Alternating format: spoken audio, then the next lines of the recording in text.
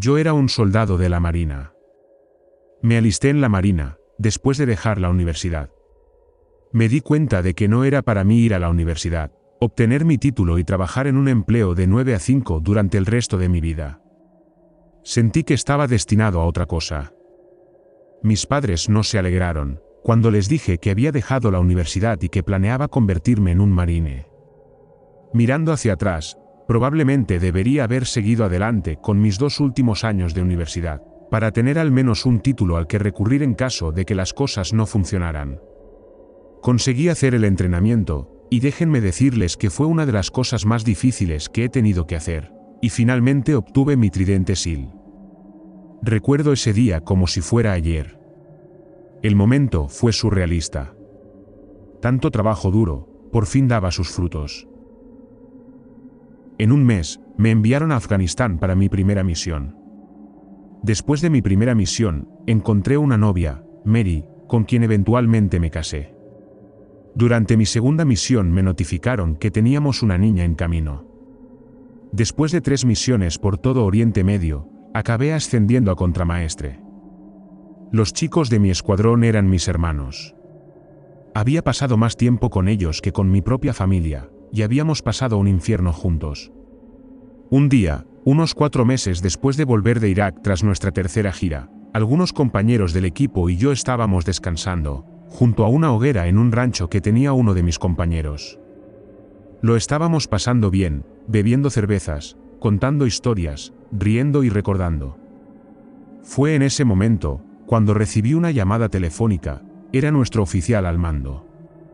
Me pareció extraño porque nuestro oficial al mando, el teniente Shipley, nunca nos llama a menos que sea muy urgente. Les dije a todos que se callaran y puse el altavoz. Contramaestre Dakota. ¿Está usted solo? Dijo Shipley al otro lado de la línea. No, estoy con el equipo. ¿Por qué? Le contesté.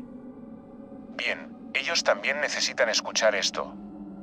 En una semana, tú y tu escuadrón se embarcarán hacia Panamá para llevar a cabo el reconocimiento de las rutas de comercio ilegal que suben a través de América Central y hacia los Estados Unidos. Todos nos miramos, algo sorprendidos. Acabábamos de volver de un despliegue hace menos de 4 meses. ¿Y ahora nos envían a Panamá? Uno de mis compañeros, Daniel, habló y dijo, eso no puede ser correcto. No se conocen rutas de narcotráfico en el sur de Centroamérica, todas empiezan en Costa Rica.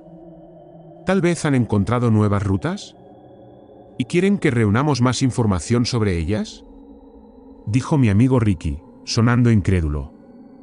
Independientemente de lo que quieran que veamos exactamente, es una completa gilipollez que ya nos estén desplegando de nuevo. Me quejé. Todos pensamos que toda la situación era muy extraña, pero finalmente lo aceptamos. Tal y como se dijo, exactamente una semana después de ese día, estábamos en un avión que nos enviaba a Panamá. Panamá es un lugar de mala muerte, sin ofender a nadie de allí, pero después de lo que me pasó allí no me arrepiento de haber hablado mal del país. Es horrible. En el momento en que aterrizamos en el cuartel general en medio de la puta selva, donde íbamos a vivir los próximos 2 meses, supe que lo odiaría. Húmedo, pegajoso, cálido, con bichos zumbando constantemente alrededor de tu oreja, es suficiente para hacer que un grupo de guerreros endurecidos se vuelvan locos. Llegamos a nuestras literas, desempaquetamos nuestras cosas y nos relajamos. Sabíamos que iban a ser 2 largos meses, así que necesitábamos dormir todo lo posible. Me pregunto qué es exactamente lo que nos van a hacer espiar mañana. Dijo Johnson, el médico de nuestro equipo. Ni idea, respondió Ricky. Es lo último que recuerdo antes de quedarme dormido. En la madrugada me despertó el teniente Shipley, golpeando el lado de mi litera. Todos arriba. Hora de irse, todos arriba, vamos. Miré el reloj de la pared sobre mi cama, las 3:42 de la mañana. Me froté los ojos, sacudí la cabeza y me senté. Teniente, ¿tan temprano?, dije irritado. Yo no hago las reglas, solo las hago cumplir, respondió. Todos arriba, vamos. Una vez que todo el mundo se levantó, tomamos un rápido tentempié para reponer fuerzas, y nos dirigimos a la sala de reuniones para saber qué íbamos a hacer. La sala de reuniones era pequeña, y en ella cabían unas 10 personas como máximo. Nos recibió un general del ejército, cuyo nombre desconocía. Nos dio la mano y nos sentó a los 4, a mí, a Ricky, a Johnson y a Daniel. Muy bien muchachos, vuestra misión es reunir toda la información que podáis sobre este túnel, que hemos descubierto al sureste de este punto. Sospechamos que es utilizado por los narcotraficantes para el contrabando de heroína y cocaína, a través de la frontera con México para que los cárteles puedan enviarlo a Estados Unidos. Hay un claro con una vista perfecta de la entrada del túnel a unos 600 metros, donde todos pueden permanecer escondidos. En general, el objetivo es bastante sencillo. Vigilad la entrada del túnel, fotografiad lo que veis, haced informes, e informad de cualquiera que entre o salga del túnel. ¿Entendido? Sí, señor. Respondimos todos. Fue en ese momento cuando me di cuenta de que Shipley llevaba todo el equipo de combate. No sé cómo no lo había notado antes. Teniente, ¿vas a ir a esta operación con nosotros? Pregunté. No, tengo mi propia operación con otro escuadrón, dijo.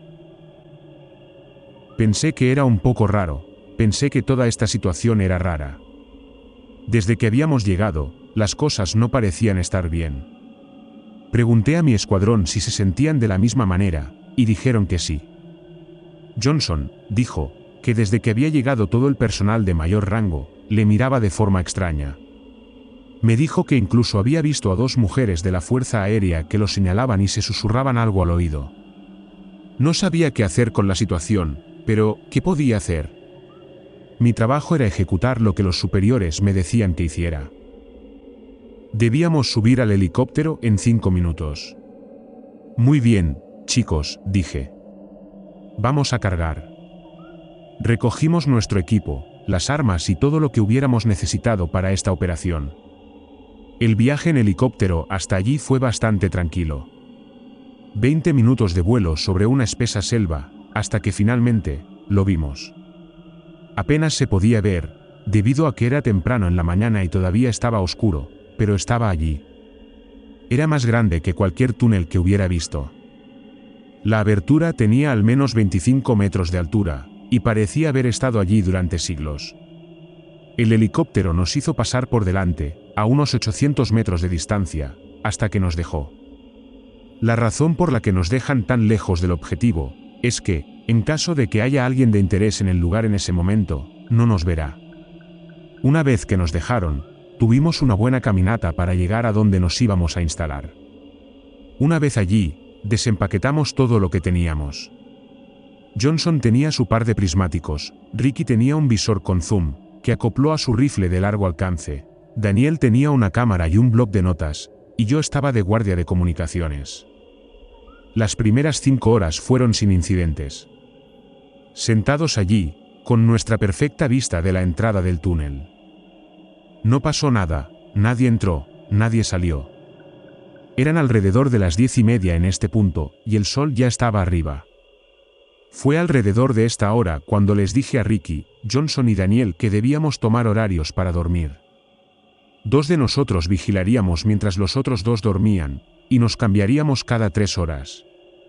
Debíamos despertar a los 2 durmientes si ocurría algún acontecimiento. Daniel y Johnson se ofrecieron a hacer la primera guardia, mientras Ricky y yo dormíamos. Me pareció bien la idea, ya que necesitaba dormir un poco. Desplegué mi mochila como almohada y me dormí lentamente. Dakota, despierta. Me desperté cuando Johnson me sacudió y me gritó en la cara. ¿Qué está pasando?, pregunté. Entonces miré a mi alrededor, y me di cuenta de que Daniel había desaparecido. ¿A dónde diablos fue Daniel?, pregunté. Se metió en el túnel. ¿Cómo es que entró en el túnel?, preguntó Ricky, que en ese momento estaba despierto. Pasó aproximadamente 1 hora después de que ustedes se fueran a dormir. Él había estado completamente normal, pero luego se levantó y comenzó a caminar hacia la entrada. Intenté detenerlo, pero siguió caminando. Era casi como si estuviera en una especie de trance. Johnson respondió. «Tenemos que ir tras él», dije. Nos dieron órdenes estrictas de no entrar en el túnel. Johnson dijo con dudas. «Es nuestro maldito hermano el que está ahí, vamos». Ricky dijo, agarrando su rifle y corriendo hacia el túnel. Johnson y yo tomamos nuestros rifles y seguimos a Ricky. A medida que nos acercábamos más y más al túnel, empecé a distinguir sus características. Tenía estalagmitas y estalactitas, y no iba directamente a través de la montaña, sino que bajaba hacia ella. Esto no era un túnel. Era una cueva. «Espera», dije. «Mira esto. No conozco a ningún narcotraficante que use esto para contrabandear cocaína». Johnson y Ricky parecían tan desconcertados como yo. «¿Qué hacemos?», preguntó Ricky. «No podemos dejar a Daniel ahí abajo», dije. «Espero que os guste la espeleología». Encendimos las linternas de nuestros rifles y comenzamos a descender a la cueva. Los primeros cientos de metros no tenían nada. Solo túneles oscuros. Pero a unos 150 metros, empezamos a notar dibujos en las paredes. Al principio eran dibujos cavernícolas normales. Imágenes de tigres y leopardos, de hace miles de años. Pero a medida que los dibujos avanzaban, se volvían más confusos. Los leopardos y los tigres, pronto fueron sustituidos por violentos garabatos, como si alguien hubiera cogido un trozo de tiza, y hubiera restregado las paredes con ella con toda la fuerza y el espasmo que pudo. Seguimos los garabatos a lo largo de la pared, hasta que finalmente se detuvieron. Lo que se dibujó después de los garabatos, aún no lo he olvidado hasta hoy. Una imagen de una persona. Pero no era una persona. Tenía largos y repugnantes tentáculos y alas de dragón. Tenía cuernos en la cabeza, con una larga cola de lagarto. Pero no era tanto el dibujo de la criatura lo que me asustaba, sino los dibujos de los cientos de personas que la rodeaban inclinándose ante ella, adorándola. Las imágenes mostraban a la gente ofreciendo sacrificios humanos a esta criatura.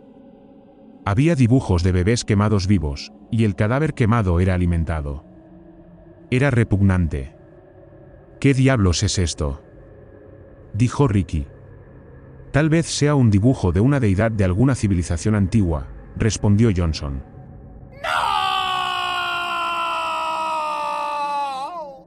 Fue en ese momento cuando escuchamos el grito de Daniel, desde lo más profundo de la cueva. «Ese es Daniel», grité. Todos nos precipitamos hacia el lugar donde escuchamos el grito, tropezando y tropezando con las rocas durante todo el camino.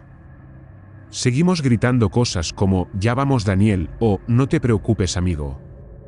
Pero algo en mi cabeza me decía que era demasiado tarde para Daniel, y que si bajábamos allí correríamos su mismo destino. Pero no podía dejar a Daniel allí abajo, aunque estuviera muerto. Ha estado conmigo desde el primer día de entrenamiento de los Marine, era mi hermano. Bajamos corriendo por la cueva, tan rápido como podíamos hasta que finalmente doblamos una esquina. «Dios mío», susurró Ricky. Todos nos quedamos horrorizados. Al principio no sabía exactamente lo que estaba viendo, pero luego me di cuenta. Era el cuerpo de Daniel, estaba destrozado. Estaba casi irreconocible y si no fuera por su placa de identificación, no habría podido averiguar que era él. Todos nos quedamos de pie junto a lo que quedaba de su cadáver, petrificados de miedo. Estaba a punto de decir algo hasta que oímos un fuerte estruendo procedente del otro lado, de lo que ahora comprendí que era una enorme sala en forma de cúpula dentro de la cueva. Todos nos giramos para mirar hacia el lugar donde habíamos oído el estruendo, y lo que vimos me hizo arrepentirme de haberme unido al ejército en primer lugar. Esa cosa que estaba dibujada en las paredes de la cueva. Allí estaba, mirándonos. Se veía aún más horrible en persona. Medía unos 12 metros de altura, de color negro azabache, salvo por los ojos oscuros de color sangre. Tenía dientes dentados, con 10 largos tentáculos parecidos a los de un calamar que sobresalían de su espalda. Tenía esas alas negras de dragón, y una cola de lagarto como en los dibujos. Su cara, Dios mío. Su cara. Los ojos rojos y los dientes dentados, la piel podrida y el largo pelo negro. Quería decir que parecía humano, pero esta cosa estaba lejos de serlo. Dejó escapar un gruñido áspero, y las paredes de la cueva comenzaron a temblar. Luego, se puso aún peor. Gente, miles de personas, con ropas hechas de huesos y telas y con la cara y el cuerpo pintados, empezaron a acercarse a nosotros. No sé de dónde venían, pero eran al menos 2000. Tenemos que salir de aquí. Grité. Johnson y Ricky seguían petrificados de miedo. Vamos. Les grité a los dos. De repente, la criatura lanzó un chillido repugnante, y uno de sus tentáculos se extendió con una longitud tremenda, y envolvió a Ricky. De un rápido tirón, Ricky salió volando por los aires y entró en la boca de la criatura. Quería hacer algo, pero no había tiempo. Le grité a Johnson que me siguiera, y ambos comenzamos a correr. Disparé unos cuantos tiros a la gente que nos perseguía, y cayeron al suelo creando un pequeño hueco por el que Johnson y yo pudimos correr. Sprinté a través de ese hueco, casi siendo alcanzado por una de las personas. Una vez que salí del hueco, comprobé si Johnson estaba detrás de mí, y así fue. Ambos subimos corriendo por la cueva, tratando de recordar de dónde habíamos venido. Lo último que queríamos era perdernos en este agujero infernal con esa cosa. Seguimos corriendo, abriéndonos paso desesperadamente por la cueva hasta que vimos la luz de la entrada. Rápidamente miré detrás de mí, y me di cuenta de que algunos seguían persiguiéndonos. Cogí una granada que llevaba encima y la lancé, haciéndolos volar a todos. Pero el alivio solo duró un segundo, cuando oí un chillido demoníaco procedente del interior de la cueva. En ese momento, Johnson y yo salimos corriendo de la cueva y seguimos corriendo. Cuando estábamos a unos 300 metros de la cueva, me giré para ver si nos seguían. Allí estaba, parado en la entrada de la cueva mirándonos. Los dos nos quedamos mirando, durante unos 30 segundos. Soltó un último chillido ensordecedor, y volvió a entrar en la cueva. Ni yo ni Johnson sabíamos si iba a volver a salir, pero no nos íbamos a quedar para averiguarlo.